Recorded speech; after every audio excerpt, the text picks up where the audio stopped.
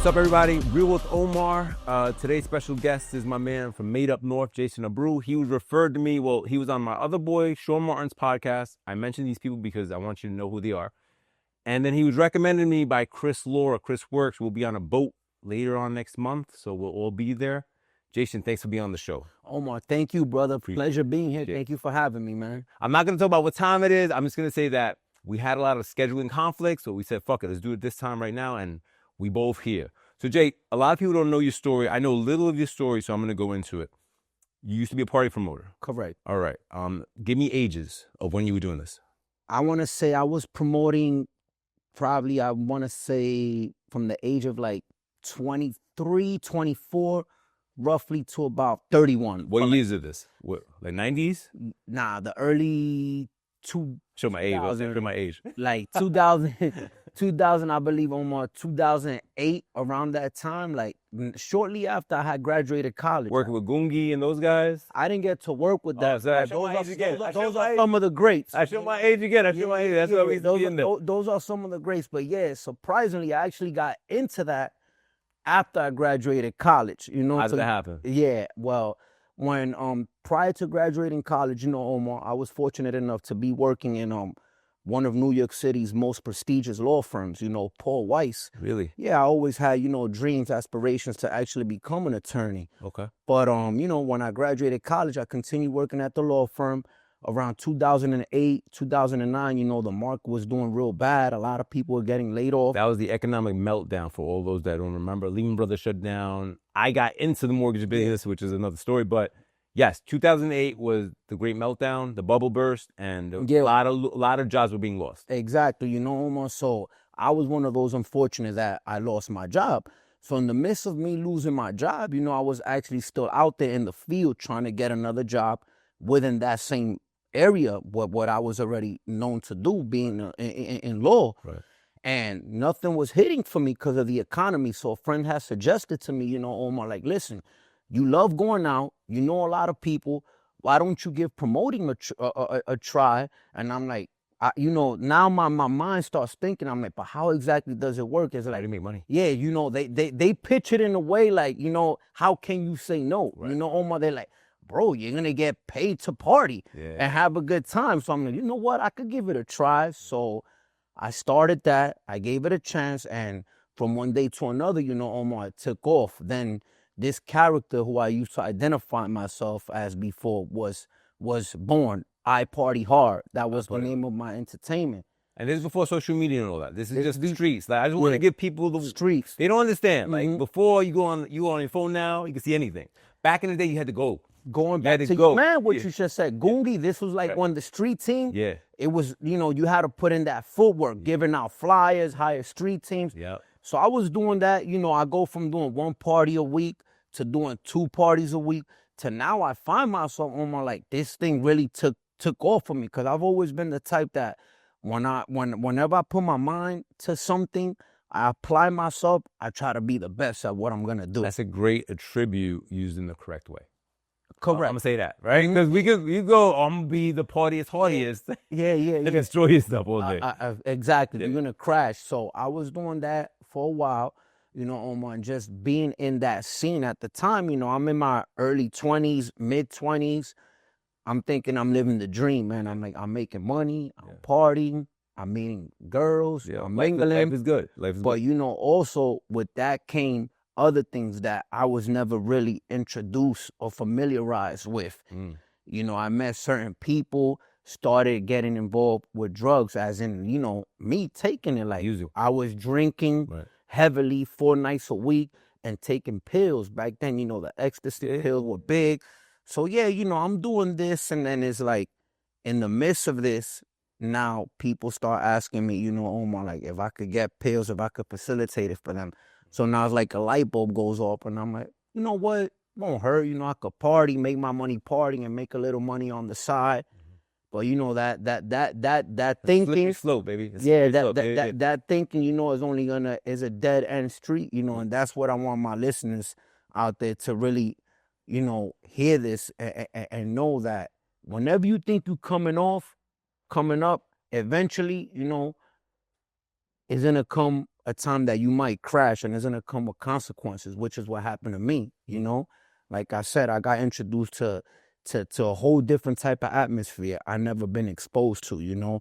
And one thing led to another, and God had several times he tried to intervene in my life, like to slow me up, Really? to let me know that I was moving too fast, you know, Omar. And unfortunately, you know, it was like one thing led to another, you know, certain different things, you know. Yeah. So all right. So it's a great segue into like almost like proximity, right? I talk about proximity all the time. So proximity means the people you're around most of the time. People you're around most of the time are gonna influence the way you see reality, right? So if you're hanging out with a bunch of party guys and they get high and they go to sleep, they take some drinks or whatever pill, I don't know what the right pill is, and they gotta wake up, they gotta do whatever to wake up to kind of like Jordan Belfort with Wall Street shit. Like if you around that all day, then that's work, that's life. That's Of life. course. And the hardest thing to do as humans is that we get kind of caught in our routines. Right? We like, like right now you on your discipline routine, right? Yeah. I see you on Instagram Heavy. working out, right? And I'm sure in the beginning it was a little tough because it is for me too. But like today I had to actually cycle a rest day. Like I'm feeling good, I want to go, but I was like, my body's trying to tell me, yo, bro, just give me a day. I'll get back to it. So like I gotta listen to it. But Of course. But when you feel like you're getting somewhere, you start getting invigorated, you start going harder, right? So going back on what you said about I go all the way, you can go all the way left, all the way right? So I'm saying, so like right now you're in the right way. So you going all the way left. So you making bad decisions, you in the wrong places. Give me like an example of something you look at now, be like, fuck was I thinking? Like, do you have anything like that? Of course, man. Of course. I mean, I'll tell you, off the rip, Omar, the first intervention where God made in my life, it was like March of 2014, you know, leaving a party. I was always the type, like after the party, you want to keep going to the after party, the after hours, you know? Right. So here I am racing off to an after hours with a friend. We end up getting in a car accident where the right side of my hip was broken. Like, Damn. yeah. Also, it was a real accident. Yeah, I had to get metal plate, 7 stitches. Wait, it was a disaster, you know, Omar. So you would think a normal person, especially after the doctors is telling you, like, you have to be on crutches for 3 months and take PT, physical therapy. You're going to slow down and take it easy. As soon as I got released from the hospital, a few days afterwards, Omar, I was back in the scene. I'm over here standing on couches and crutches. Wow. So looking back at that now, I'm like, what was I thinking, you know? You in your 20s. Yeah. Everybody thinks they're indestructible. Yeah. The feeling of invincibility. Yeah. My sister always tell me that. Yeah, you know, I'm thinking I'm on top of the world. So I think back at it, I'm like, what was I doing back then? Like standing on couches with crutches on when I just had this severe accident, you know? So that's something that I could look back at, like, what was I doing? And even the whole fact with me having to run in with the law, you know. Well, we didn't get there yet. Yeah. We'll get there. Let's get there then. All right. So what's your first run-in with the law?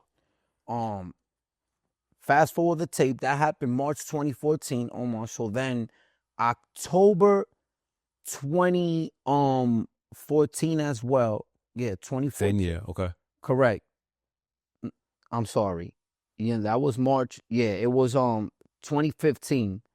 That October, I ended up, you know, getting arrested because, like I told you in that scene, I started doing other things that obviously, you know, it comes with consequences. Yeah, absolutely. I wasn't thinking of the consequences. I was just thinking of the benefits at the time. And sure enough, I got hit with a reality check. One day, I'm with a friend. You know, I'm thinking it's a regular meetup with someone, you know, who I always, you know, a girl that I met through someone else that I used to see here and there to give her little things or whatnot. Turns out that person was undercover. Oh, wow. Yeah, you know, Omar. So they end up, you know, arresting me. Get taken to the precinct. I'm thinking it's a regular, you know, slap on the wrist, nothing that serious. It turns out they were already, you know, investigating me for over a year. Oh, they were building a case. Yeah, they were building a case. Now, mind you, at this point, I'm like, this was like when I was like 30, 31. You know, Omar, never did time. Never been in trouble. Never, you know. And this happened, so I go through the system. I get processed. I bail out, And then again, going back to the whole feeling of invincibility. You went back to the party. I go back to the party. I go right back to that. Let me ask you a question before you keep on. Mm-hmm. At this point in your life, did you have any OGs? Your pops was alive, or did you have any male figures to be like, yo, what you doing? Or it was just, you were just Yeah, on the street? I you know, my parents, actually, especially my mother, man, you know, like, she always, it didn't sit well in her stomach that I was in that scene. Like, Okay. she didn't grasp the idea that I was a party promoter. For her, she's seen it like, you know, we sacrificed to make sure you got a great education. You graduated college. What the fuck are you doing? Fuck you doing all night? Being in that scene. Yeah. You know, and she will always tell me this, you know, so they will always try to, you know, but you know, back then you don't, Trying to hear it. you think you got it all figured out, you know, Omar. So that happened. I'm out. Fast forward the tape. March, 6-7 months later, May of 2015, I end up getting caught up in another situation, being with a friend of mine, routine, regular day. We just hanging out. He has to go to the Bronx to meet up with one of our other guys that we used to be cool with at the moment. We go to meet up with him. I don't know what's going on. I'm just there for the ride. I'm just there, yeah. You know, we go, and it turns out this other individual that we had gone to meet up, when we picked him up, he was in the car with us. When he got out the car, you know, Omar, he had went to do, you know, a transaction. Okay. And sure enough, the cops were already there, you know, like, on him. Right. And because of that whole situation, that situation now became our situation. Power proximity, bro. I'm always say that to you because that's something I learned early. And luckily in my life, when I was like 16, 17, the streets were calling, and I was in school, and I knew some OGs, and they were like, I was like, I want to get on. Like, I want to get the fuck out of this financial, you know, fucking shithole I'm in. Like, I don't make no real money. And they're like, nah, man. They just told me straight up. He's like, nah, man. Nah. You in school? You doing your modeling thing? No, it's not for you. Oh, you educated. You go back to school. And I think about that now. That guy ended up doing 36 years. Like, just to let you know, like, that's why I asked you, did you ever have somebody? I mean, your parents are one thing, but the problem with the parents is that they're too close. They're too close to us. We don't see them as authority. We see them as authority figures growing up, but at a point, we feel like we outgrow them, right? And that will happen. Like, when I got older, I took care of my mom, like, you know, financially, everything. But there's a point where you can still use that guidance. And unfortunately, sometimes we learn the hard way, right? Yeah. And you know, Omar, I'm actually glad that you are bringing that up, because you see, you had that OG back then, right? Yeah. Me, I can only say I had my parents, and I think that's something in today's society which is really lacking. We need more people to step up to the plate and be a voice of reason, be a voice of guidance, especially for the adolescent nowadays that sadly they're getting, you know, they get misguided by what they see on social media, by what their favorite rappers is doing. And that's something, you know, that I'm really trying to push with everything I'm doing, you know, to try to be a voice. How you had that voice, I want to be a voice as someone who lived through these things. Well, here's the secret, right? Like, there's another podcast right now, a podcast in a podcast. So the thing is this, that I've learned in my 50 years on this planet, is that you can preach the message, but the individual has to be ready to receive. Like, exactly. I think they say it, when the student is ready, the teacher will appear. So it's all timing. It's all, you'll really kind of maybe get the attention of somebody who sees you and resonates. Like, I look like that guy. I kind of have the same, like that. That's the type of thing. And that's why I say sometimes, like, you know, I can use all types of, you know, I was talking Chris Works, as a matter of fact. We're talking about Gary Vee, we're talking about Dean Brazil, we're talking about all these guys. But they're too detached from some of the people that we know. Like, I can't tell you about being hungry. You have to know that, right? Like, it goes back to, like, how poor were you? I was like, well, my mother used to wait till I finished as a kid to eat, and whatever I didn't eat, she ate. That's what I could tell you. I was 5 at that time. I can't tell you. You know, meanwhile, my kids now, they don't know that. They go family vacations twice a year. They're like, how many vacations you go with your mother? I said, the only time I went on vacation with my mother was a 60th. I paid for it, and I took her away, first class. Like, I did it for her because she was scrappy. She was like a mean rapper. She was from that economic, and her mind was shackled. She was not trying to, she didn't understand that she deserved these things. I was like, you're 60, man. It's the 60s. She was divorced and stuff. I was like, let's go, let's do this. And my other aunt, who's kind of a little crazy, but we all have one of those. That sad. Now you got me thinking. Like, it was supposed to be her and my cousin. Okay. My cousin passed away from cancer. All right. So I brought her mother. So that was my gift to my cousin who passed away. Nice. So it's just to give you like we all got these stories, of course, right? But it's what you do in these situations, man. How do you find, like, you got to find the win? I don't know if you saw my post the other day. You got to find the win. You just don't see it yet. You got to find the win. Like, of course it's easy to be like, and I'm circling this back into you. You get caught up, you in prison, right? So let's talk about that experience for a second. Just because I want people to understand, like, movies are movies, but waking up, somebody telling you when to eat, when, like, you got to, I was talking to my other man, Spud. He was here from Brooklyn. Okay. He did 13 years. It was accessory to murder or something like that. But he was like, yo, bro, man, like, he spent 18 months in solitary. Wow. Yeah, he said, yo, you either shower or you get the ER. You don't get both the same day. Like, either you decide you want to, and he said his cell was right next to it. So the only thing next to him was his cell there was no roof. Yeah. So that was the sun. That's how. So he was like, so I could spend an hour, get a little sun, if there was sun, or do push-ups or whatever, stay dirty, or I could take a shower that day. That was my decision. Yeah. So, like, all the things we take for granted, you know what I'm saying? Like, you start thinking about that stuff. So going back to you, so you have your family at home, you on some fuck shit because you're like, yo, I'm living my life, da-da-da. So you get caught up part 2 now. Mm-hmm. Because it's the second time now. Yeah, so while I'm out on bail, the whole time, on the first one. On the right, let's just be clear, right? You got multiple shit happening. On the first one, right. Omar, my lawyer's telling me, you first time offender, you never been, never did. Now, any public time. Defender or paid attorney? I had a paid attorney. Okay, you know, that's more than most. Yeah. So he's telling me, I had gotten charged with a felony, so he was like, you're gonna have to do a time regardless. So at that point, I'm looking at a 2 flat, right, Omar? But now, cause I'm out on bail, and I end up getting caught up in this situation. Mind you, as I told you, even though it had nothing to do with me, they still had to take us to the precinct right out, not too far, right here in the Bronx, on 186 and Arthur Avenue. Okay. Once they fingerprint me and they see in the system, like, you come up, you out on bail on now you're predicate, right? Now I use that word on purpose. Yeah. Now you're predicate. Not at this point. You heard Omar. They're like, now we gotta process you. So now instead of 1 charge, 2 charges. So that 2 flat, which would have been initially what I was saying, 2 years. 2 years. 2 years, 2 flat. I'm just understand. Of course, the severity of all this. So then, because of that, now I get caught up in this situation.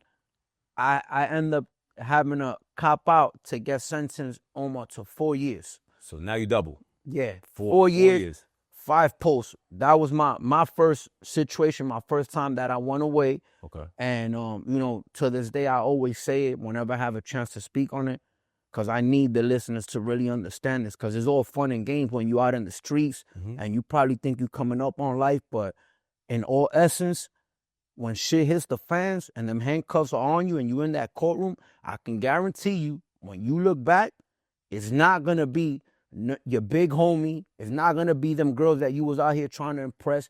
It's not going to be none of those people that you were probably out here trying to seek validation for that's going to be in that courtroom holding you down. It's going to be either your mother, your grandmother, and your loved ones. And when you go away, they are the ones that are going to be deeply affected. And doing time with you. I talk about that all the time. Like, it's doing double. You heard? Because I always say it. Prison is the worst of the worst. But it is just human nature. After a while, you adapt to your surroundings. You adapt to your environment. It's called conditioning. Conditioning. Yeah, it's called conditioning. It's a psychological term I use on purpose because we're all conditioned in one way or another. Okay. You don't know, they bring you to a certain environment. I mean, when they, just not to go off on tangent, when they want to recruit people for the army, they go after 18-year-old kids. Mm-hmm. Why? Because they don't know any better. Because they can bring you in and condition you. Exactly. So I want to break down the science because a lot of people, I'm glad you broke that down, Omar. So so my point is that regardless, no matter how difficult it is, you already there, and you got to do your time. You got to figure it out. So you're gonna adapt. You're gonna get conditioned, like you just said. But guess what? People out here, their life continues, and they gotta stress and worry about what's happening with you. Like, God forbid, I used to go a day without calling my parents. They will go crazy. They think I'm in the box. Things are happening. Something happened. Yeah. So, yeah, these are all the consequences that, that go with all of that. And I wanted to share that because sometimes especially the adolescents today, they don't know, they don't see it like that. Yeah. They figure, oh, whatever, I could go away and do some time, but it's not about us. Let me throw a little extra on that. So prison is one way, right, that we lose time. Death is the ultimate way, right? But understand that most people, they might remember you at your funeral, 15 minutes.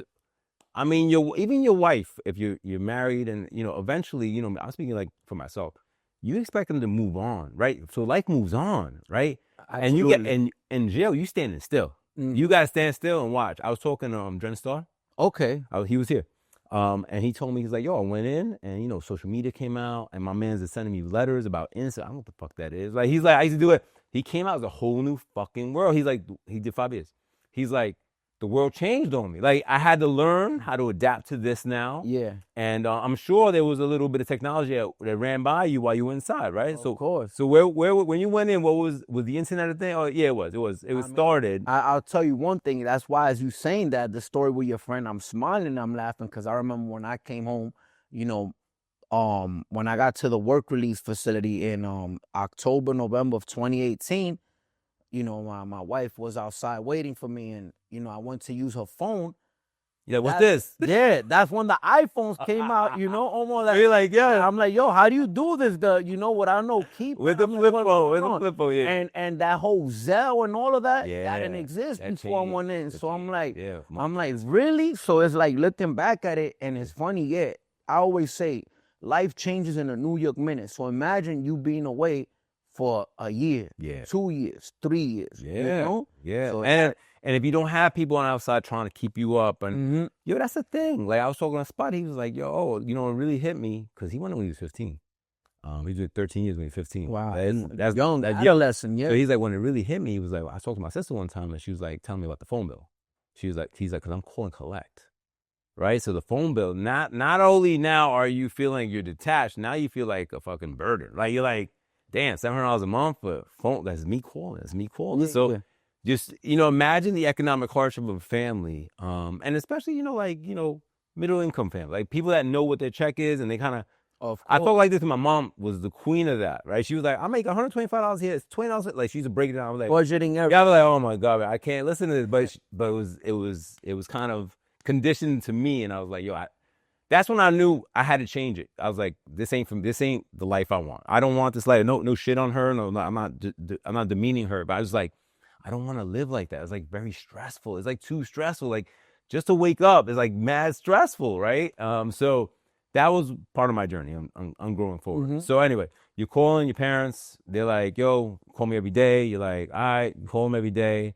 And how long do you actually do? Do you do 4 years? I ended up doing 34 months. Okay. 34 months. I came... Still 3 years? Yeah, right? Of course. 34 months, and before I even move forward, Omar, I just want to point out, because, before we even started the interview, I know you had mentioned something about, like, like, we not who we are. Oh, yeah. What I said was we become different versions of ourselves. Exactly. So even with all this happening, all my legal issues, I want to tell you, point something out of my story, something devastating that happened to me, that even at that, it didn't change me, because I always say change is something like you can't put that on somebody. Right. And no one is going to make you change. The only person that's going to make you change is the person you see in the mirror. Correct. So even before this whole legal running, Omar, I'm talking about November 2014. Okay. I had gotten shot. I actually... On the street, like in the club or on the street? I left one of my parties. Okay. On a Friday. Instead of getting my ass home, I decided to go to an after hours. Wifey's at home. Hold on. Yeah. Nothing good happens in an after hour. I agree with that. I had a nightclub, very short time. 1,000% I agree with that. 6 months, Candela on Castle Hill Avenue. It was Funk Master Flex. It was dope. We made more money from 4 a.m. to 8 a.m. for the after hours.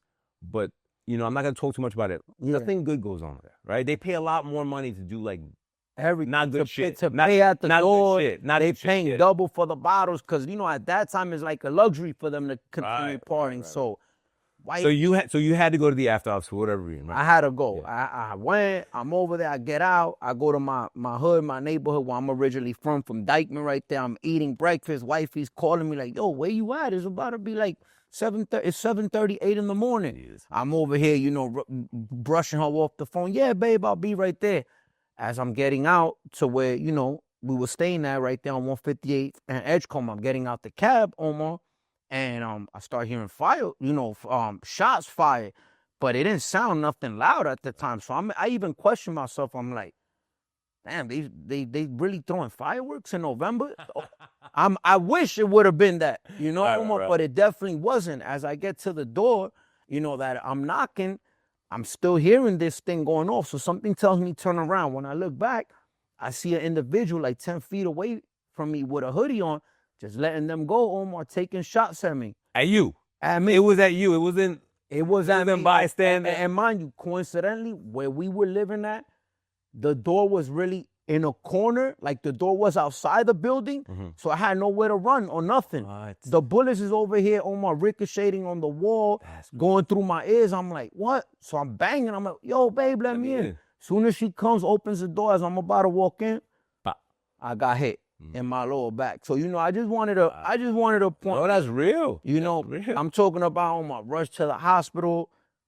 I died, like they had to resuscitate me in front of my parents. So now imagine my parents having to see that right now. Yeah. their youngest son, but I kind of wanted to just point that out, so that people could see that everything that I've been through, everything that I've endured, I could have made a choice. I could have made a decision to let those things keep me down or keep me living the life that I was living before.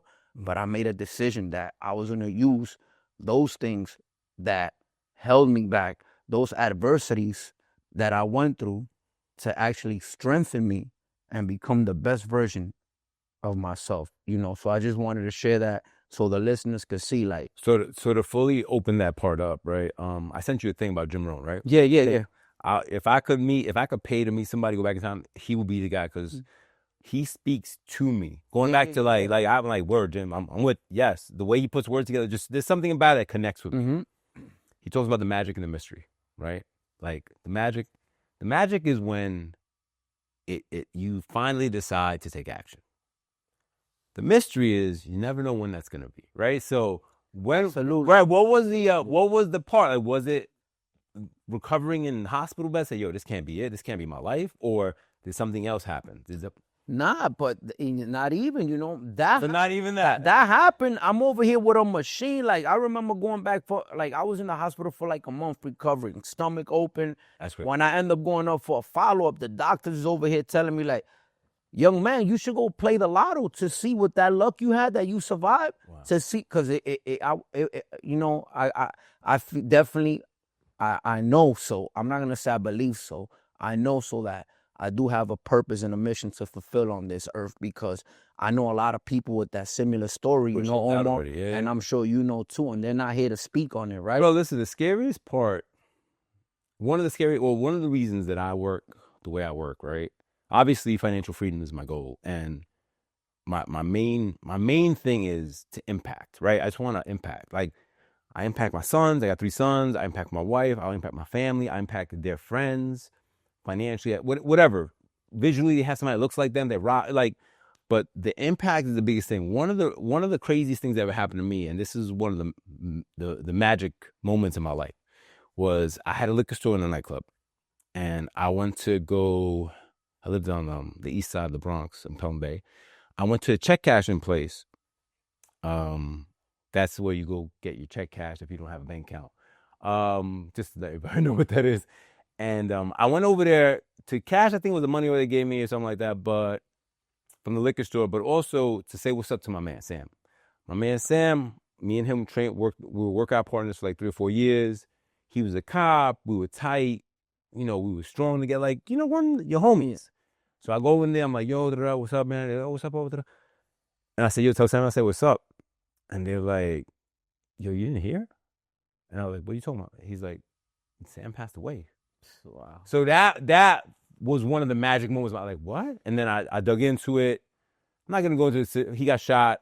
I'm going to leave it there. Not in the line of duty. It was weird, but let's leave that there. So right now, this dude was stronger than me. This kid, like, he was like everything. Like, I was like, if you thought of, to me, you think of a strong and mad gentle John, dude. He was cool, but my man was an animal. I'm like, yo, like, to know, no matter how we look, no matter how we are, we could be gone. Of course. That to me changes everything. I was like, absolutely, yeah, you know, almost. So to have that happen to me, mind you, like I said, that was November 2014. right. So, and this was a situation, again, so the people could know out there, sometimes you put yourself around people, places, and things, and their situations. Becomes your situation. Proximity, guys. I keep saying proximity. Thank you for finishing that for me. You heard me? I didn't even have to. Absolutely. I know where you go. Exactly. Their situation becomes yours. So that ends up happening once I start, you know, healing up, my stomach is closing up, the invincibility. So fast forward the tape, that's when I got arrested the first time that we're speaking of now, Right. you know? That was the 4 years. Yeah. So now to get back to that, you know, Omar, I come home the whole time while I'm doing I was like, my whole, you know, I didn't really have to do no type of programs in jail in the sense like go to school or none of that because I have my college degree already. College degree. So all I was doing was working. They had me working in the mess hall. So I at that time I chose my time. You know, I loved working out. I was working out, and I'm telling myself I'm never going back. I'm never going back to living how I was living. Not happening. This ain't it. This is the lowest. This is the most degrading. I come out. I was working at a good friends of mine's place, Cafe de Broadway. I was working there while I was in the halfway house. And the way work release. So luckily you had somebody say, yo, I'm gonna give him a job. Because a course. lot of people get stuck. Absolutely. Yeah, I'm just giving people the example because you had some luck on the way too. No, absolutely. Yeah. I mean, and I'm glad you even mentioned that. You heard, Omar, because that's part of, you know, my mission with my whole movement. What I want to address and what I want to help, you know, fix in some way or another, because employment is actually one of the biggest contributing factors to the whole problem of recidivism, which is, you know, the underlining factor how I was able to find my movement. And we'll get into that, you know, a little bit later. Yeah. But yeah, I was blessed to have someone to offer me a job. Right. I was working there, but then when I finished that work release, because the way the work release program works is in order for you to be in that program, you know, like I was able to come home from those 34 months I did, Omar, I came home 29 months, you know, but I was still in the system. You were in a halfway house. In a halfway house. Okay. Which explain to people what a halfway house is. All right. The halfway house that I was in the States, it was a work release halfway house. So basically I had to do a 6-month program, which was KSAT, Alcohol Substance Abuse Treatment Program. And then from there, once you graduate, you get, you know, they see it as, you know, as a privilege. You on work release. But how that works is you actually have to be working, and then they allow you to stay at home with your loved ones on the weekends. Okay. They give you furloughs, you know? Okay. Like they'll start you off, you can stay home. So supervisor release, basically. Right. Exactly. That's what it is. Okay. So I was doing that. Once I finished, I kept working at my friend's restaurant. But then the desperation, going back to what you told me earlier, Omar, the lack of patience. You know, all that discipline I had while I was in there working out, the mindset, I relapse. You know, and people hear relapse and they think about drugs. Yeah, they think about drugs. No, let me say this. Yeah, talk about this. please. Mental fitness, guys. Mental fitness. Like, I don't like the word mental health, and you know, before you attack me, hear me. It just insinuates that you're not healthy. Waking up, to me, is healthy. What you do with that, that's a different thing. Of course. Having a strong body is work. Having a strong mind is work. Unless you have like some real clinical stuff, I can't talk about that. I've witnessed it. My mother had dementia. Like I know what that is, and I worked with that, and that's part of my mental fitness, where I didn't fucking fall apart and cry every time I saw my mother. But if you have the ability, you have to work it. You have to work it. And going back to where you're going to go, because I know I'm going to give the mic back to you metaphorically, is also you probably didn't have a good proximity of people around you. Yo, chill, like stay the course. Like, I mean, of course, you go from making a certain amount of money, and I'm not trying to offend you if I do, You got to come into a cafe, probably work with minimum wage, like whatever, because you just need a fucking job. You just need a job to be able to go into this program. So you're not making no money, right? You feel like you just, if not sliding, sinking into the quicksand, you just standing or marching in place, not going nowhere, right? Of course. Right. So I just want to, like, I know where you're going to go with it. I just want to illustrate it because I've been there, man. I've been there. Yeah, man. And, you know, I'm over here. I know you probably see me getting a little bit emotional, you know, Omar, because I didn't even know that. You just shared that right now, you know, about your mother having dementia. And actually, my mother has dementia, you know, which is something that each day I still try to forgive myself because, you know, her conditions and her situations actually, they progressed and, you know, they got worse during my incarceration, you know, so you feel like you weren't there. Yeah, you know, you shared that and that really hit home. No, listen, I was there, bro. I was there, and the only advice I can give you about that is that you gotta learn about it so you can like not be so affected by it because they still a version of themselves. And my mom passed last year. The one thing I can tell you, the one thing that helps me sleep at night was that I got to give her whatever life I could give her, with whatever grace I could give her. And that's the word I use a lot. I wanted her to have grace. Like she was always, you know, at the end, it was so bad that I had to put her in a home. But I would pay for a lady to stay with her, sing to her. Like, do the shit so that you mentally could be okay because I was a mess. Dude. Yeah, like, it's hard. I'd be at home, I'd be at work. Like, she all right? Did she eat? Yeah, it's hard. And you don't understand, like, when somebody can't take care of themselves no more, if you love them, you become that super uber person. You're like, yo, what we need? Like, you know, I pay a lady to take her outside, get sun. Like, I know it sounds stupid, but if this person can't think for themselves anymore, then you got to think for them. Yeah. So, and if it's your mom, if it's a Latino mom, then you gotta, you know, and especially when you know they did right, you know, to give us that upbringing, you know, it hurts, you know, but I'm grateful, you know, she's still alive, she's around, and like you said, they are pretty much alive. Yeah, they're different. They just can't recognize, you know, me by my name, but she feels my body when I see her. She knows, you know, I'm her son. You know? The only advice I can give you, man, is see what makes her happy and try to make her happy. Because that's going to live with you. That's going to live with you. And as long as her memory's there, she's always there. Absolutely, man. But, you know, Omar, like, to go back to the whole thing, I continue working at my friend's spot for a month. So getting frustrated, right? Getting frustrated, and then it's like that life was just calling me back, pulling me back. And my friend seen it because he tried to talk to me like, listen. The owner of the cafe? Yeah. Okay. My brother G-Man, he's like, listen, give yourself some time, be patient with yourself, and stay next to me, you know. And I promise you, we're going to do bigger and better things. You know, my friend, he had 2-3 places. And he's someone that, you know, back in the days, he used to have a clothing line that I was helping him with, God's Gift Clothing. Mm-hmm. So since back then, he always saw the potential in me. He used to brag about me to everybody. Like, this is one of the smartest kids. Right. He has the best handwriting, you know, always. Let me break that out. How helpful is that, bro? Like when I remember one of my biggest compliments that helped mold me. I was working in this restaurant, and I was at school, and the guy was the owner, he multi, right? And not multi, but he's like 5 years older than me because he inherited it, but he was a hustler. He was doing his thing. Yeah. And my man says, yo, you think O be here with me? Because my man was supposed to be the next guy to run it. He's like, no.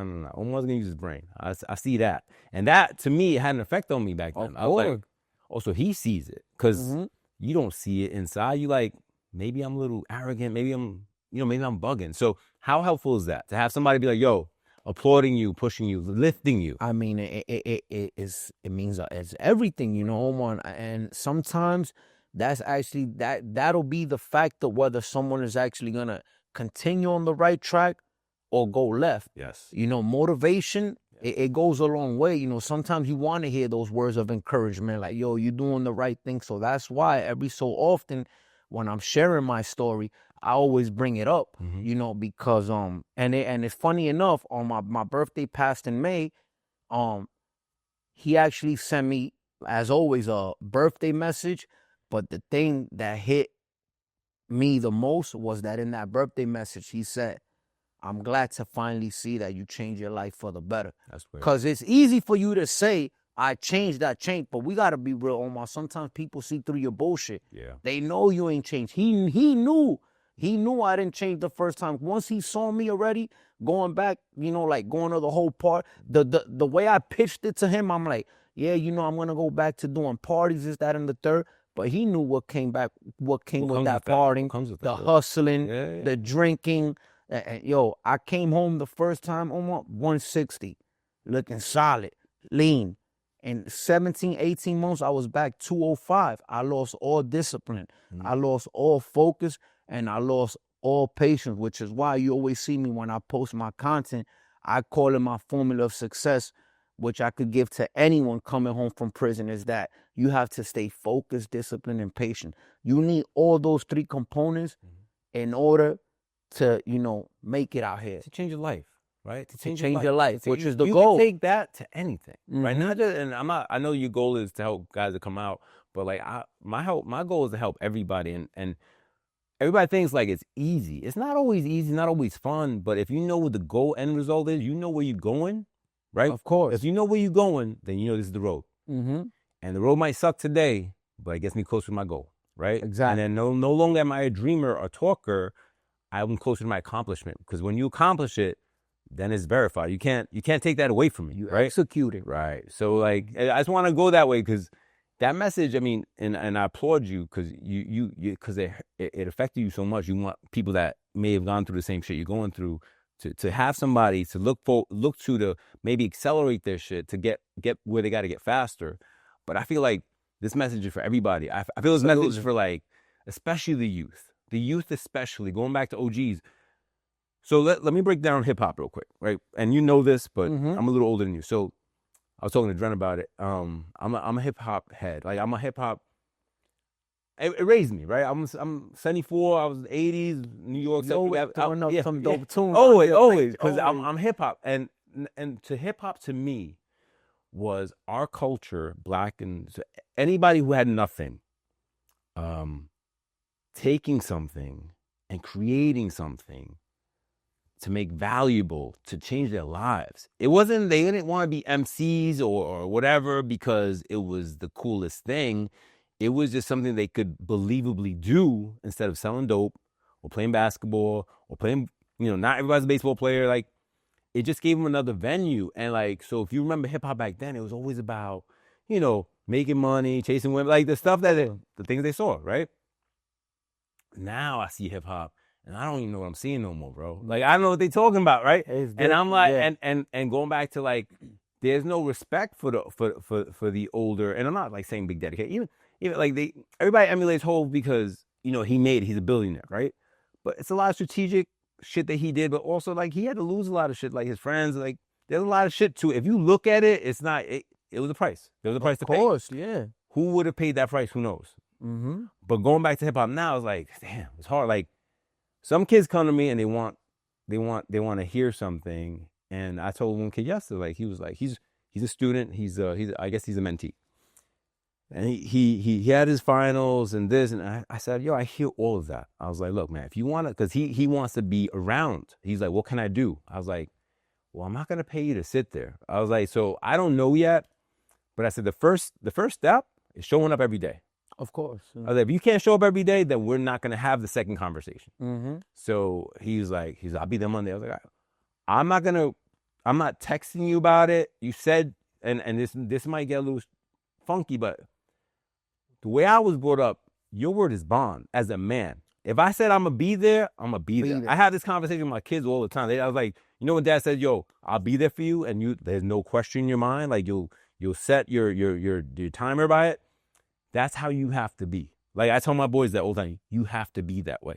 Even if it sucks, even if you don't want to, if you said you're going to do something, you have to do it. Of course. Because that becomes a part of your character. Your word is everything. So I told the kid, I was like, yo, I guess I'll see you Monday. I said it just like that. And he's like, no, I'm going to. I was like, yo, we're not arguing. I was like, yo, you have to prove that to me. You're not me. So let's be clear. There's no way you're going to be me. So being the best version of you is maybe showing up every day. Yeah. Start there, right? Like, let's start, I want to make $1 million. Who doesn't? Who doesn't want to make $1 million? How about we start with getting to work every day? Exactly. Just start there. That's one step at a time. Let's start there. And then once you get here, I'll do a little bit of evaluation, see where your mental capacity is. And I say these things not to be an asshole. I was like, he got his degree in computer science. I was like, Okay. I don't know how I'm gonna use that, but we'll figure it out and we'll make it work. But if you're not here, I can help you, right? So if you're not here to participate, there's no representation. I was like, I cannot help you. But I want to say that on purpose because people look at you, right? You looking good. I hit you the other, like, yo, you looking good. Yeah, thanks. That does not diminish me. That I respect this. I respect work effort, and I also understand it takes work. Like people are like, oh, you got muscles. Oh, you drive the car. Oh, you got the house. You bought the building. Yeah, but that's my goal. That's what I work towards. It's not by I'm just bored today and somebody say, yo, man, here's $1 million, bro. I'm like, oh, word? Nah, we go get it, right? I didn't grow up with it. I got to go get it.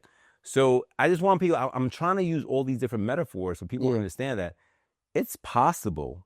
It just takes work, right? And you might not, going back to you, might not see it immediately, but maybe the things that you have to endure today will help form the person you have to become in order to be able to unlock that special whatever you need to do to get to that level.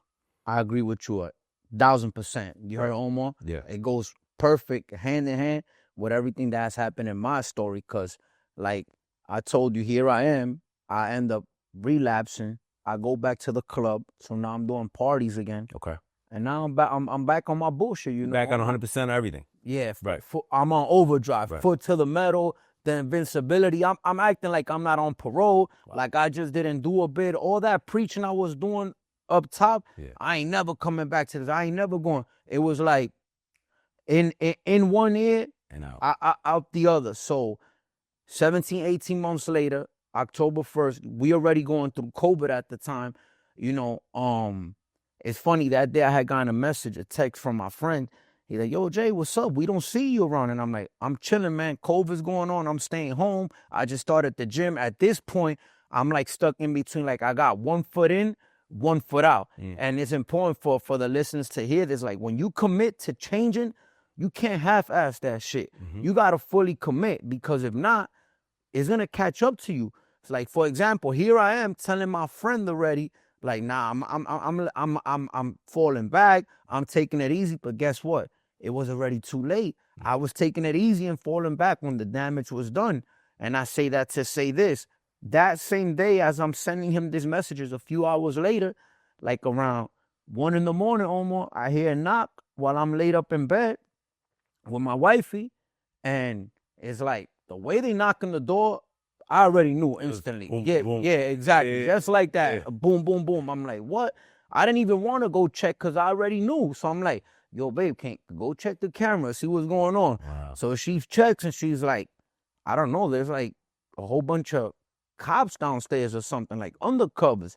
So sure enough, they come up, you know, they asking her for me. So I'm like, you know what, let me come out the room. It's time to face the music. So my first question is, Omar, like, what's going on, officer? They like, are you Jason Abreu? We have a warrant for your arrest. I'm like, a warrant? Why? What happened? If you don't mind me asking. They like, you know why? You know, conspiracy, you deal drugs. Oh, conspiracy. Yeah.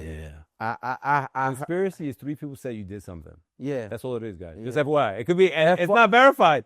Very delicate and very real. You heard, I tell people this, like, you don't even have to be found with any gram of drug of nothing. 3 guys that already caught up say you did something with them. That's it.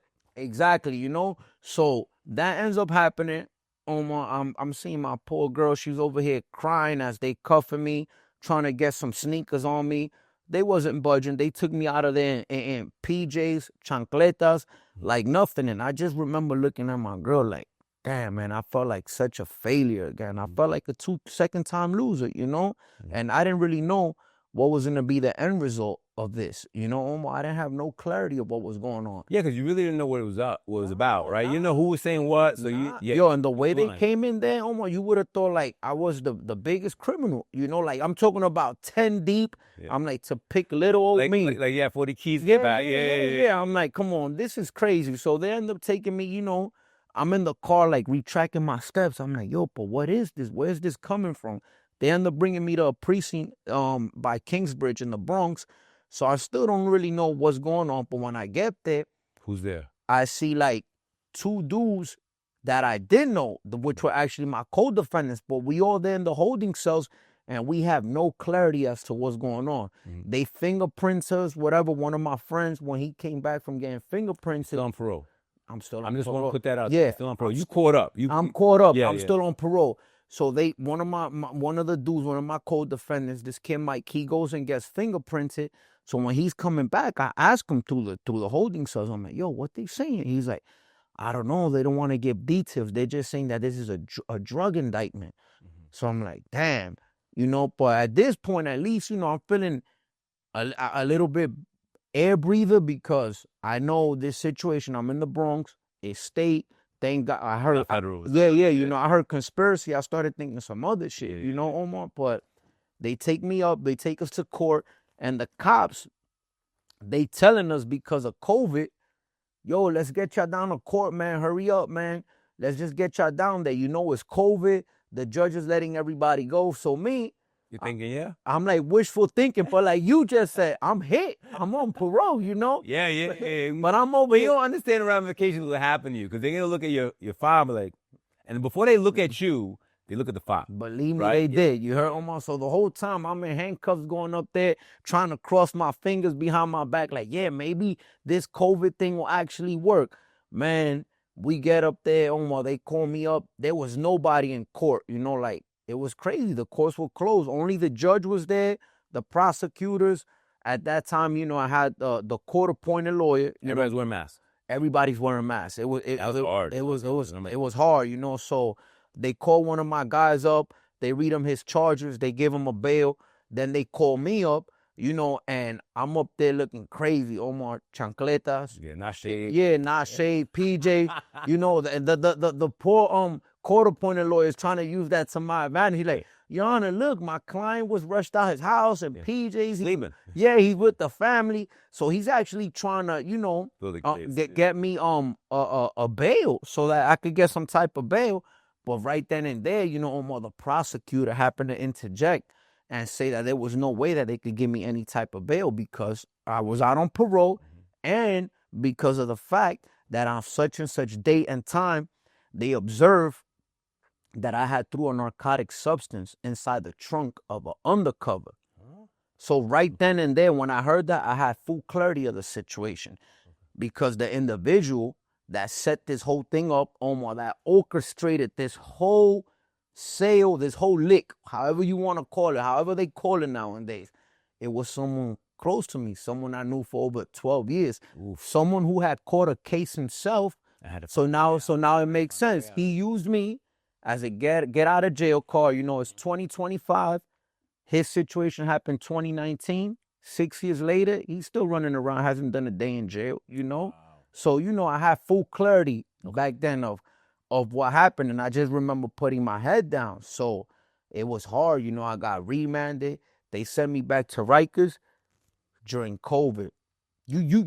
I'm sure, Omar, you hear all the crazy stories about Rikers. Rikers is like a gladiator school. Yeah, gladiator school. Everybody's there to fight. It's crazy. So at one point, my friends were telling me the Chinese running. This is like, I was like, I look forward to never finding out.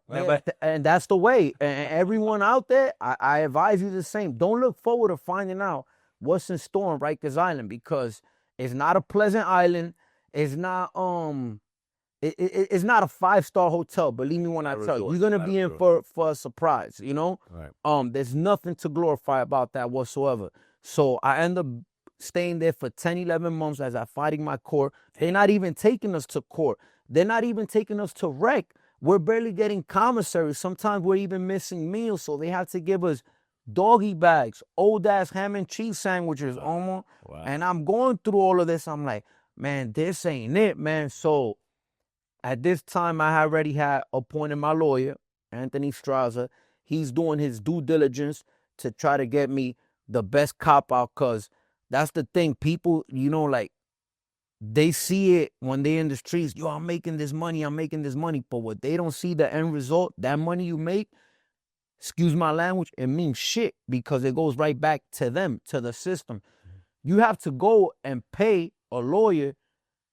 To get at least a good lawyer, you got to drop at least $25,000, $30,000 nowadays.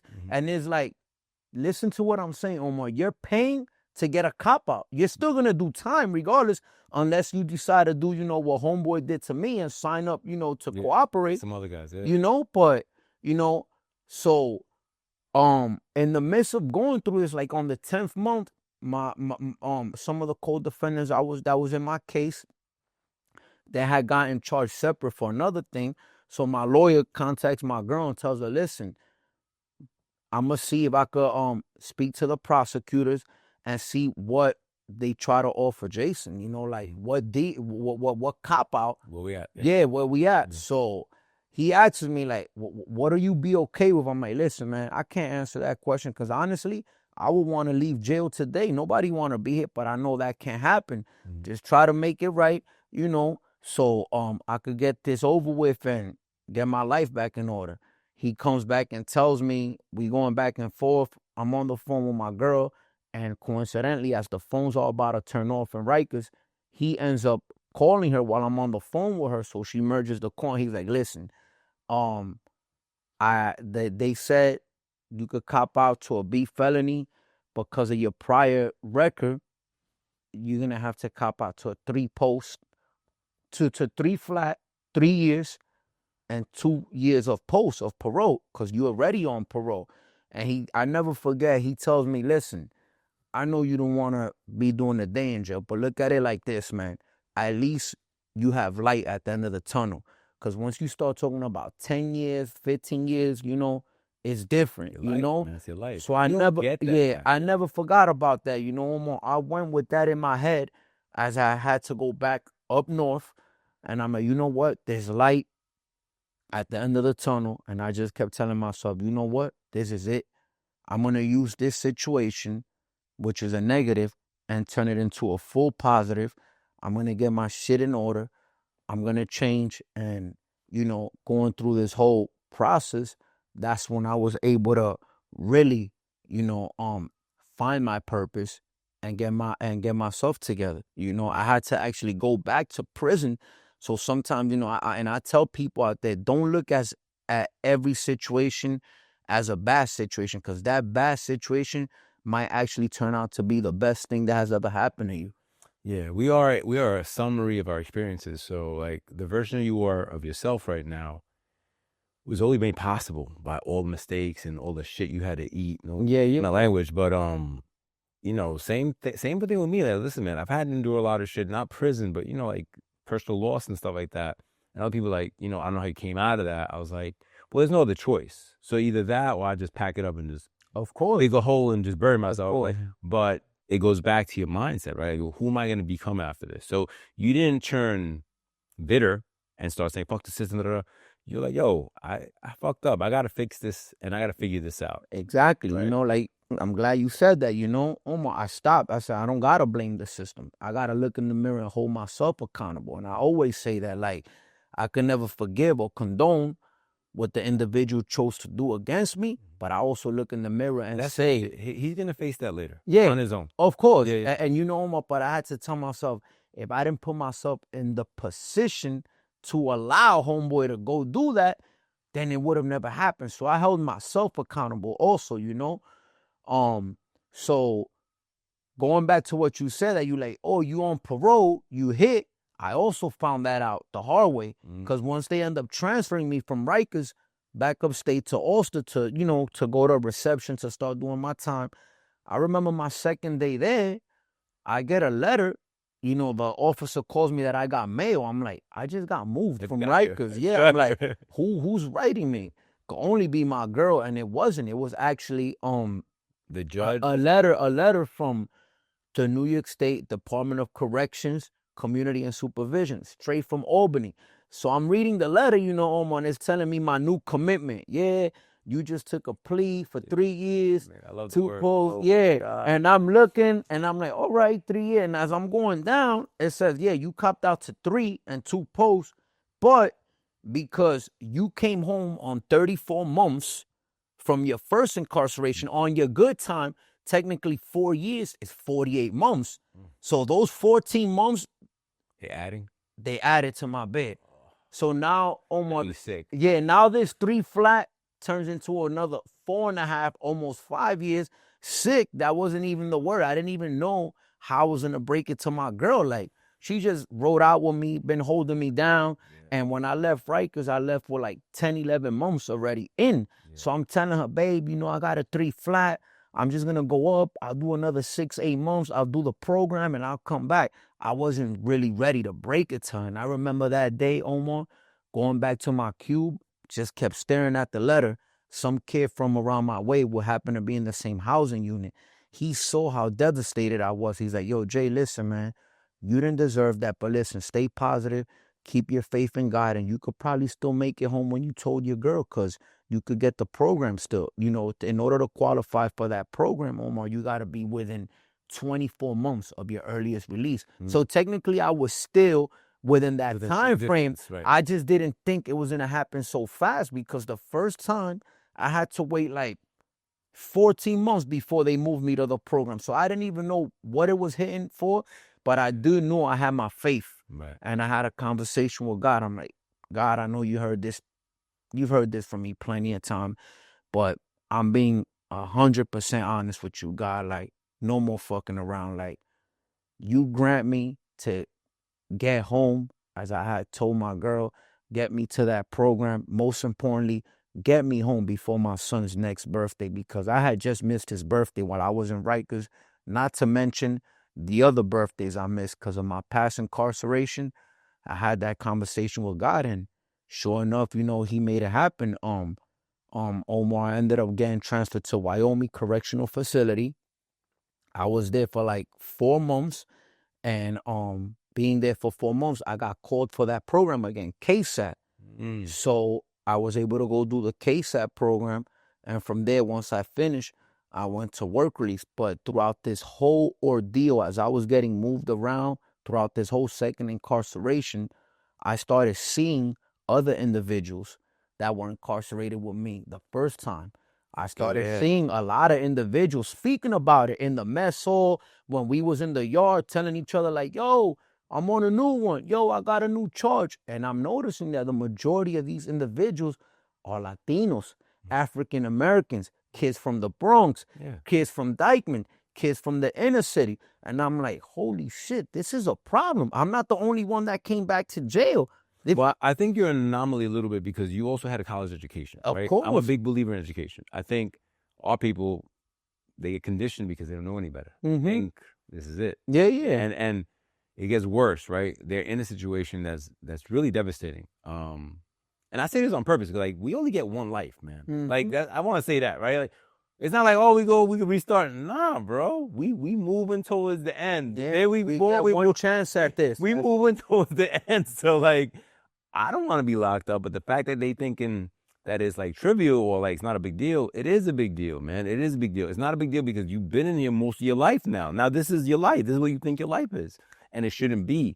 But it takes an extraordinary amount of accountability, right? You have to look in the mirror. And secondly, an extraordinary will to change. Yeah. Right? And also the will to change is not just, yo, I want to do this today. It's like when the shit is testing you, that's when you gotta be like, all right, it's gonna pass. Like, you know, you just gotta have that inner strength, and wherever you get it, religion, wherever you get it from, you gotta tap into it, right? 100%, man. Your friends, really, whoever, your girl, your mom.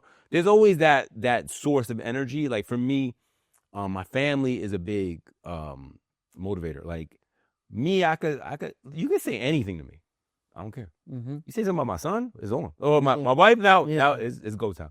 But that's who I covet. That's who I love, right? So everybody finds that thing that helps push them to be bigger than them. Of course. Right? And so your movement, now I want to pivot into your movement. Made Up North is a program for what exactly? For people that were incarcerated, that coming out, what need just some sort of guidance? Or? Yeah, well, through my movement, my whole mission, Omar, is to help reduce recidivism, support reentry, and help at-risk youth. You know? Can you elaborate recidivism just for people, like, they might not know what it is. I want people to understand what you're saying. All right, definitely. Like I said, when I was in this setting again, I started seeing individuals that I was incarcerated before back in prison, same situation that happened to me. So recidivism, in simple terms, is when an individual who is released from prison, ends up relapsing to criminal addictive behavior and simply ends up reoffending. When someone comes home and they end up going right back to prison.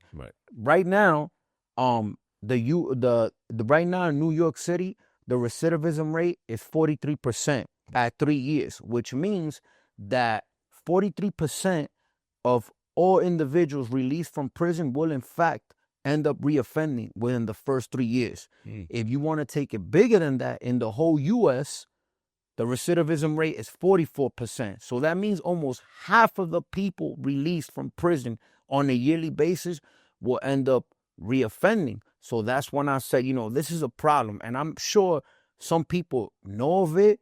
They know what recidivism is, but they don't know the severity of this problem. And there's a lot of contributing factors that I can tell you firsthand that I had to go through when I came home the first time that contribute to this problem.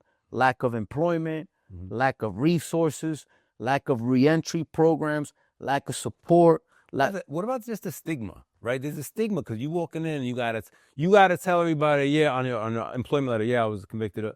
Like, it becomes like a stamp, and then if you, like, most people are not sensitive to that. No. Right? It could have been a victim of circumstance. It could have been whatever. They don't. They just see that like, I'm sorry, we can't. Nah, and I'm glad you said that, Omar. You use the exact word. That's how I usually refer to a stigma. It is. Sadly, we come out here and we have to deal with the social stigmas, the labeling, being called convict, felon. They look at your application.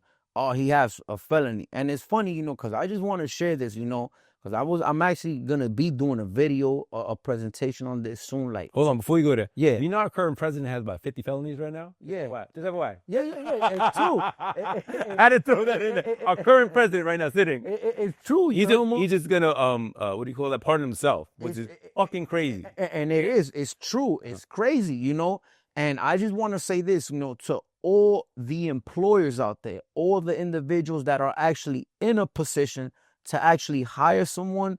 Listen, next time you come across an individual and you might see in his application that he's a convicted felon, don't be so reluctant to give that individual a job. Because I'm going to tell you something.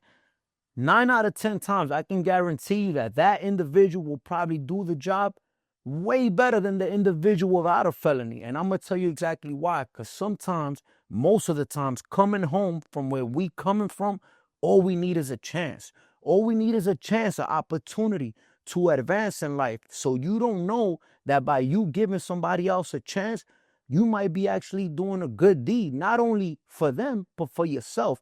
So that's my message to anyone who could offer a job to anyone coming home. Don't go based on the stigmas, like you said, Well, question for you. You said you worked in the mess hall, stuff like that. Just for context, did you get paid? I did. What did you make? Roughly about $9 a week. $9 a week. You worked 40-hour week and $9 a week. I want in a mess hall, and I was a dishwasher. You heard, Omar? Pots and pans, they had me. If you've been up north, you know what pots and pans is. Yeah. People used to end up going to the box. They would rather than do pots and pans. Yeah, they'll deny the program. They'll be like the mess hall. Period. They used to call it the stress hall. Oh, they got you in the stress hall? Because think about it. You over there, you got to be in the mess hall while the whole jail population is coming to chow and eating. So imagine, I had to do that, for 24 months, my first incarceration. Damn. All right, so you went back in your second stint and you're seeing all these guys. Yeah. So is that where you start seeing, maybe I could be of service here? Or so what did you get the illumination? What was the light bulb going on? I said, you know what? I'm going to come home. I'm going to create this movement. And that's how I came about the name Made Up North. Okay. Because it was in this setting when I was up north. Right. This vision came to me. And I said, I'm going to create this movement, a platform to, help, give support, give real guidance, to these individuals coming home. Because sometimes that's all we need, like I said, Omar, a little bit of help, a little bit of support to help them avoid that whole recidivism. Backtrack, like I was telling you before, having like somebody tell you, you're a smart kid. Or my OG telling me, this ain't for you. Like those little pivotal moments in your life change your life. Of course. Because, look, I don't go into that, but, there's like, if you're great at running a legit business, you could run probably pretty great at running an illegit business, but and the money's better. But it is what it is. I feel that the guys that I know that used to get out on the street, what I explain to them is that, listen, you're gonna have to work twice as hard for probably a little less money, but the busier you are, the less you spend and the less you get distracted. Right? So that's what I tell them. I said, I love you, but you get distracted real easy. Why you say that, bro? Because you used to be in that life. I get it. Listen, when I was younger, I had the nightclub. So having the liquor store and the nightclub was cool because, of course, coming from where I come from, it was like, oh, I made it. But then being responsible for like 200 people at a time drinking, that shit was a mess, bro. Like, that shit was stressful. New Year's Eve, people shooting at the door because I didn't let them in. Like, like I was like, is this my life? Let me give you full context. The place was like maximum capacity 60 people. I've heard of that place. Hey, back then it was hot. But it wasn't nothing big, bro. So I was doing what I could do. I mean, I remember the Tito Trinidad fight. He was fighting, I don't know, the De La Hoya. I don't know. He was fighting somebody. So you put that shit on the screen. I had 200 bodies coming in and out. I have a basement and top of a 60 person capacity, 200 bodies in and out. I looked in there, I was like, this shit is dangerous. This is kind of crazy. And then, people drinking it. Nah, man. Like, I was like, this can't be it. So if I don't know, if I had more money, had a bigger spot, I don't know, but then I got recruited into mortgages and I learned what, to me, real money is. And I was like, well, hold on. This is how this works. And I got put on, I started learning, and here I am. And you took off. Yeah. But so you go back, you say, I'm made up north. But I heard you say, I was watching some of your content one time. You told the story. I want you to say it here. It was, you were in the halfway house. I think you posted something. Yeah. Yeah. And I want you to tell me that story because I want people to understand that you are still a product of the U.S. government at that time. Right? And to this property, day, not bad. To this day, I'm still on parole. Okay. And I had posted a video March of 2022. I still had like 8-9 months left in the facility. I posted a video where I'm on Instagram. Yeah, on Instagram. Okay. The background, there's is a prison bus. So I'm basically detailing it, my experience in full details of what it is, what it feels like to be in a prison bus. But the whole purpose behind that, because that's what I try to do through my social media, through what I'm doing, is try to remind these guys, these women that come home, look, this is what we just went through. This is what you can go back through. And at the same time, bring awareness to the youth. They might not know what it is to be in a prison bus. So before they have to go and experience it on their own, let me share my experience. And maybe, they could be like, yeah, So I am posting this video. I'm going crazy, Omar. But I'm not saying nothing disrespectful. I don't even mention nothing, the facility I'm in at the time or nothing. I simply say, this is a New York State prison bus, the most degrading thing you could ever be at. For you guys coming home, let it be a reminder what you cannot go back to. Stay focused, discipline, whatever. Weekend passes, I end up going back to the facility because that's how the work release facility is.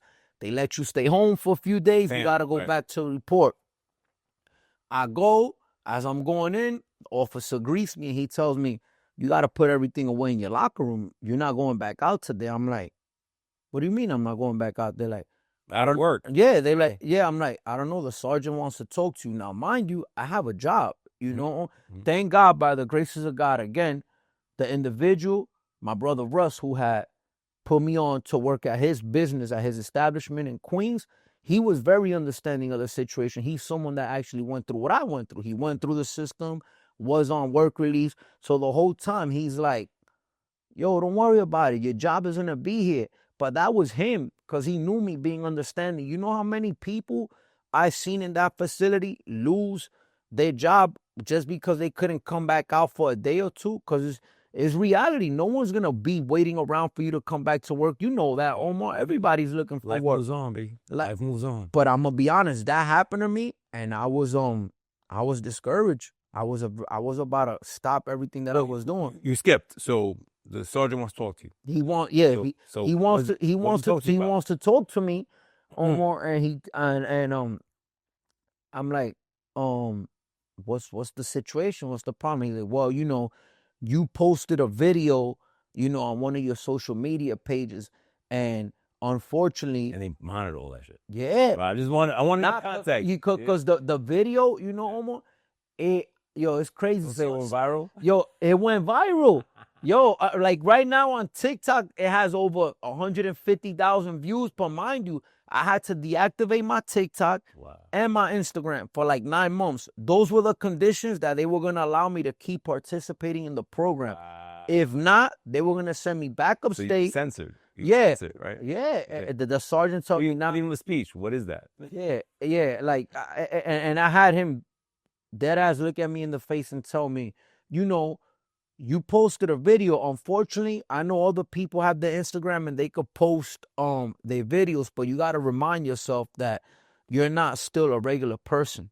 Like, basically, like, yeah, you're still in the system, like, I'm like, wow. So I remember, getting on the phone, a close friend of mine's, my cousin and my girl. Of course, my girl is amazing. She has been like the biggest support. Everything Same girl through all this. Through all this, through thick and thin, she has been the biggest motivating factor that has actually pushed me to continue doing everything I'm doing. Cause I can't lie to you, Omar, and tell you that when that happened, I wasn't ready to hang it up. Really? I was like, what? I mean, how is it that I'm getting penalized, or I find myself in trouble because of this situation when I'm actually trying to do something good? I'm trying to help the youth from avoiding prison. I'm trying to help these individuals who come home, stay home, but I'm getting penalized. It was kind of hard to grasp at the time. Yeah. But I just remember other guys that I was, in the facility with at the time coming to the housing unit from the streets, with their book bag on, coming from work, and they see me like, yo, why you here? Why you not at work? And as I'm explaining to them, they're all telling me, like, they're my allies. They're like, you crazy? You can't stop. This is all the sign you need. This is happening now. This is proof. It's evidence. You have influence. Yeah. That's what it is. The most dangerous men are men with influence. Yeah. Right? It's just the way you use it. Mm-hmm. Yeah. So you I know I wasn't in your life at that time, but if you would have hit me, I'd be like, yo, take that. Like, I'm going to give you a parallelism, all right? I got hit with a cease and desist order. That's what they gave me, Omar. That's what they gave me, bro. When I had to go in front of a committee to fight for my freedom, they gave me that same shit, man. And that's when they censored me, man. Yeah. So I got a cease and desist order about 4 years ago. My company's name is Hudson Group Realty Network, Inc., New York State lender and real estate broker, right? Okay. I'm saying this on purpose. So there's a guy in Jersey who is Hudson Network Group Realty. Very similar, but different. In Jersey, I'm in New York. I have nothing to do with Jersey. I'm not in Jersey. Yeah. I was getting some traction on social media. I get a letter. We want you to cease and desist from using Hudson Group Realty. I'm like, what? I was like, is this real? So, of course, I got to get a lawyer, which luckily I found a lawyer. A patent and trademark lawyer. I'm giving you context. I want you to see the way I did it. Mm-hmm. So I went to meet them. One of my OGs said, yo, use this lawyer. They do all our corporate stuff. They're a multi-million-dollar company. I told them you come in, they're going to take care of you. They're going to treat you like family, and then I price you. They're going to take care of you. So I stayed with them. I was like, all right, this is what I want. I said, look, I'm incorporating New York City. I don't have a patent or trademark. But I want to negotiate. I don't want to lose my name, because if I lose my name, then I got to restart, right? Mm-hmm. And at this point, I started in 2012, so it was like 10 years. I had some traction. So anyway, they were like, all right. So they schooled me on patent and trademarks. I learned. Mm-hmm. So I patented my logos, my Real Omar, my Hustler, all that stuff is patented. It cost $2,200 per patent, just giving the game to people. So it was like a $10,000 investment, which I had it. Not that, I just had to throw at that, but just for me, it's part of the game. We negotiated with the guy. All I had to do was I can use my logo and take the Hudson Group Realty Network out of the thing, and we're good. I said, all right, fine. That cost me 10 G's to learn. That was another 10 G's, wow. Right? But I took it as the ultimate compliment. I was like, obviously I'm fucking somebody up, because the nigga felt so strongly enough that he retained the lawyer to send me across another state. So I gotta be getting at somebody right now. Yeah, he's seen the momentum. So I took it as the ultimate compliment. Going to you now, if you had hit me, I'd be like, yo, bro, wait till you're done. Then you go crazy. Right? Like that would be like, just chill. You can do little things, but you can't be who you really want to be at to you out. Nah. Out. You Yeah. know, and you know, Omar, like you said, sadly I couldn't hit you back then, but at least I know what you saying that I did go about it accordingly, Yeah. cause I had no choice. That's what I did. Yeah. You know, like I didn't want to, cause I felt like you said, like freedom of speech. Like my friend, childhood friend, who's actually a lawyer. You know, also he was livid. He was like, "Yo, let me call some lawyers in Manhattan. This, that, and the third." But me, I've learned to understand being in that setting, ain't no wins with those people, you know, Omar. So I took your approach. Yeah, I said, the thing with the government is that, yo, man, people could retire, die, the government will keep going. So even the richest of us, to fight the government, even Zuckerberg, he settles.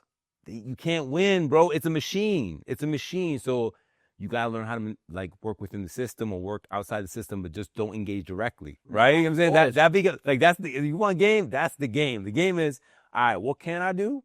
All right, so I'm gonna do this, right? And then you inch left, you inch right, nobody says nothing. All right, you cool. That's how you learn. That's how you learn. So it's better like I have a saying, innovation outpaces regulation. Right? yeah, of course. There's always new shit, right? Of course. And then there's also the other saying, ask forgiveness instead of permission. Like, yo, I didn't know, man. I didn't know. All right, bet. I tried. I agree. You know, man. So you got your cease and desist. You're there. You're like, what the fuck is this? Yeah, man. I'm like, are you serious? They're like, I can't be like on Instagram or nothing. So I definitely went about it the way you told me. And even at that, when I finished the program, Omar still even took me again. I mean, think about it. Here I go from posting content almost every other day to now I'm cold for 9 months. So those whole 9 months, I'm just thinking like, damn, I'm losing traction. I even had people that I had met. I haven't met them personally, but they got acquainted with me through social media, right. reaching out to me like, hey, just checking up. You all right? I haven't seen you posting in a while, because I think that's one of the most rewarding things of what I'm doing, of my mission, is when I get messages from people that let me know how much they appreciate what I'm doing. And well, it's hard because, right, sometimes you basically speak into the abyss, right? It's not like you talking to somebody. Like, of course. You're talking to a camera, whatever. And then even for me, right, sometimes I'll be like, am I just being arrogant, bro? Like, what the fuck am I talking about? Yeah. Guys, just shut the fuck up and just do my job. And then once in a while, I'll get that text, yo, what was you doing here, man? I saw that post that you posted 20 this year. And the scariest part for me has been when I walk into certain rooms and people quote me. They're like, dude, I'm like, oh shit. They're like, yeah, impact. yeah. And so that's the energy I get. But I'm like, yeah, fuck that. He's like, yo, I wasn't gonna do this, but I said, fuck that. Oh, don't want to. And I'm like, word. I was like, and because again, you're doing this in the abyss. You're not doing it. It's not like you're getting instant feedback. Of course. Right? So when you get that feedback, it validates. You're like, okay, bet. For your thing, it seems very clear there's a need for it. Because we wouldn't have that amount of recidivism if we didn't need it, right? Of course. And it's very clear that at least you taking up the mantle, say, yo, I want to help. And I'm gonna give you what I can give you on this, right? This is what I know. This is what I know. I don't know other shit, but this is what I know. And it comes back to me too. Like I'm putting game out there for my people. And my people is anybody who didn't have shit. It's not a color thing. Yeah. I'm not Brian Sirhan, I'm not Gary. I'm O. I do have shit. I know how to get shit. I wouldn't say I'm not wealthy, because if I didn't have to get out of bed, then I feel I'd be wealthy. I'd be like, oh, you know what? I'm making $1 million today. And like that. I'm a high earner, right? I'm in the profession that you make a lot of money, but you gotta stay moving. Now you put that into the pact that my mission is also to help get my people on. That's where you get a little clash, because most people be like, yo, just work with these people. I do work with those people. But then you have those people in the middle that they hear, and they could be here. They just need that little boost, that little referee or mentor to be like, yo, this is what you gotta do. This is how you fix it. Give them a little game. And that's kind of where I find myself. I'm like, yo, like going back to, like, I'm not gonna say it on the camera, but I told you, my man on Friday, he knows a lot of stuff. He's a professional, but I had to kick game to him. I was like, need me there? No, I'm good. I understand now. I feel better. Hit me back. I was like, all right, bet. So, because this is my lane. Now, if it was his lane, I'd be like, what do you think? Like, I'm very confident in my ability, what I do, but I'm very humble in knowing what I don't know. Yeah. I'll be like, and I think that's been the secret to my success. Of course, yeah. I'm humble enough to be like, yo, explain it. Yeah, right. And it goes back to, like they say, Omar, there ain't no such thing as a stupid question. The only stupid question is the one you don't ask. You don't ask, Yeah, and just to say, you know, like, and this is not just for individuals coming home, like that. I'm gonna say this: the lesson behind all of that happened to me, and I'm glad, you know, you asked me about that whole situation. This lesson is for everyone. It's like, listen, when you make the decision that you want to do something, you're going to be faced with adversity. You're going to be faced with challenges. You know, there are going to be times that you're going to want to quit. But that's when you have to be your strongest, because like I said, I'll be lying to you, Omar, if I tell you I didn't want to. I was like, nah, man, this can't be it. But then, you know, after rethinking it, I'm like, nah, this is it. You know, this they letting me know already, going back to that word you use, impact. Yeah. That this is gonna be something impactful, you know? And what you had just mentioned now, like, you teach what you teach, and if you don't know nothing, you ask something. I'm also the same way. And I just want to say that I was seeing all the work you do, definitely have a lot of appreciation for it. And I feel that your work, you know, teaching the whole financial literacy is something too that's needed for guys coming home. They don't teach us that. You know, guys come home for everybody. Nobody taught me shit. I was denied my first mortgage, and I own a bank now. Like, just to put that in context, I'm not trying to sound arrogant. I'm trying to let you know, like, they told me I wasn't shit. So I found a way to become shit, right? It's really, I was like, what? I don't qualify. I was like, but everybody in America, even if you have a social security number, is getting a loan. You tell me I can't get a loan, my wife's pregnant, nah, man, you wrong. And I just kept on. Of course, and that's needed. And you know, like, that's what it's about too, like thinking outside the box. The things that I've been able to do now, Omar, is funny. When I probably, let's say, had more means of income back then, living how I was living, I wasn't doing half of the shit that I did now. I'm proud to say my Made Up North is fully incorporated. Congrats. I'm proud to say I also have my trademark for Made Up North. Yeah. You know, and you have to learn the hard way and get hit with a piece of the fence. Yeah, you know, but the point is that, you know, yeah, man, you could, you know, do things, think outside the box, and eventually things will come together for you. But the main important thing is that you can't give up, man. Yeah, I would. The only thing I would add to that is that you can want to do all these things, right? But take action, right? Whatever the action is. And also, the biggest part I think you need to understand, individual needs to understand, is that the person you were is not going to serve you. I use that word on purpose. It's not going to serve you for who you want to become. So I'm not saying be an asshole and cut all your friends off, but there'll be times in your life you got to limit exposure. Right? You gotta listen. I had a limited exposure from my mother for 4 years because all she told me was this banking shit is bullshit. It's a commission job. Get a real job. Get a real job. I just had to turn her off. I loved her to death. I still love that woman to death. She passed away.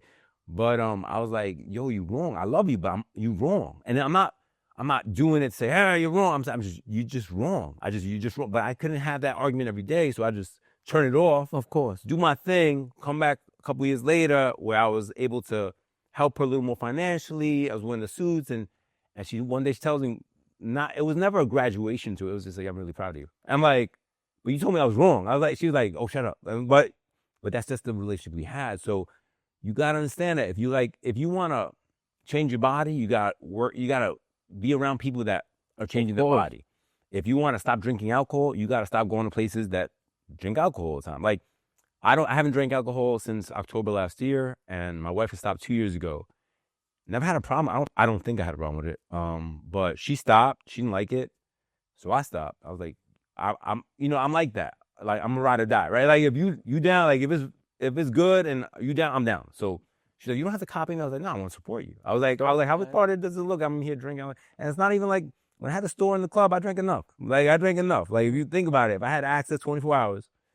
I had enough. But that's just my DNA, right? And I talk about DNA a lot because you can manipulate your DNA. And what you're doing is you're manipulating your mind to serve you better. Of course. Because what happens is, especially as a young man, we get caught up with the instant gratification. And that's kind of segueing into, like, today's generation. Everything's instant. Yeah. They don't know grit. They don't know endurance. Like, Omar, why successful? Because I can endure a lot of pain. I can endure. I endured 7 years of taking care of my mother. I endured it. Like, I wasn't out here on the ground crying. That's just not who I am. It's just something that I had to kind of go through and evolve and make me stronger and find the win in it right? And all do that all internally, right? No therapist, no. And I had to do that, but you have to find that way, and you got to want it. Like, you can't want it for somebody else. I can't want it for you. Like I told the kid I was like, you got to show up. We'll start baseline. Just show up. Of course. Right? It's like saying, God, I want to look like you, Jay. And guys like, or girls, like 500 pounds. All right, come to the gym one day. Just start one day. Get on the treadmill for 10 minutes. If you can't walk a lot, you got to start. You got to get a baseline. As you get better and bigger, your baseline rises. Your standard of living will change if you're aware of it. Like, you're like, yo, I'm not going to look like that. And then, then it gets ridiculous. Like, I'm empathetic to everybody that has their struggles, but I'm also aware of delusional people that are like, yo, if I just do this, I'm going to be there. It's not one thing. It's so many different things and a compound of it that create the person that you're supposed to be. Because earlier in my career, I was given like certain chances I wasn't ready for. Like, I don't understand. Like, you're just not ready for it. You gotta get ready. And the way by being ready is trying to grow in any way, shape, or form. Books, whatever. You gotta grow. You gotta grow. And that's where you become ready. Like, going back to what I said, the student, when the student is ready, the teacher will appear. That's when you go, oh, I understand that now. Like, there were some things when I was young I didn't understand. I was like, what are they talking about? Like, depreciation and residual income. I was like, what is that? Right? And so, like, everybody's on this, residual, the passive. I'm like, do you know how this works? And you need active income, and I told them about leverage, and then they're going blank. I'm like, you haven't done the fundamental shit yet. You haven't gotten the education. You're not, and I say this with love. I do say this with love.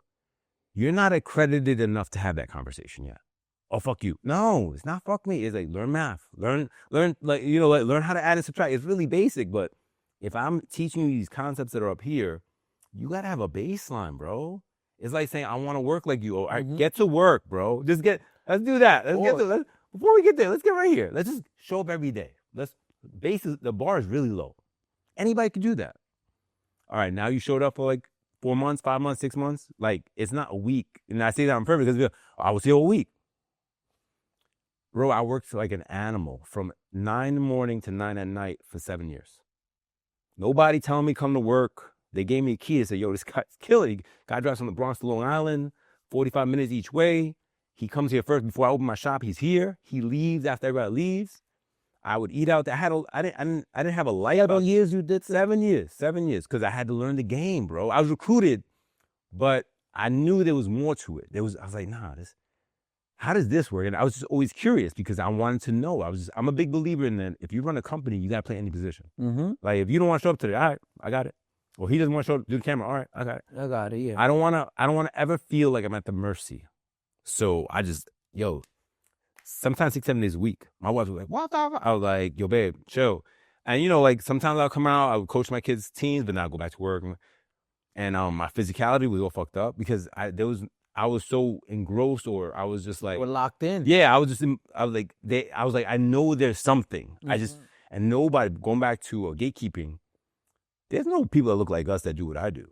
Just FYI. So they weren't like, here, Omar, here's the manuals. They were like, no, I wrote a book about it, bro. I was like, no. Why is this working? How does this work?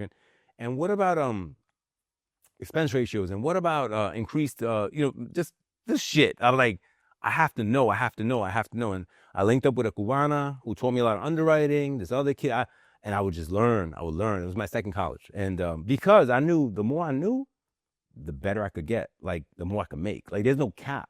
Of course. So then if there's no cap, then there's no cap on my learning because I want to keep going. Right?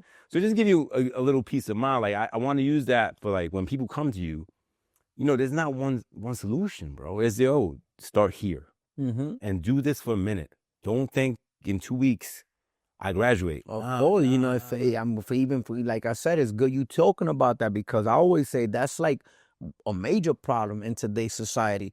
They need to really learn how to normalize delayed gratification. Like you said, dudes ask me, yo, how long it took you to get like that? And I break it down to them. I'm like, yo, I've been working out for over 20 years, man. I just got more heavily into it and more disciplined when I was, in prison. But this is not something that I say, you know what?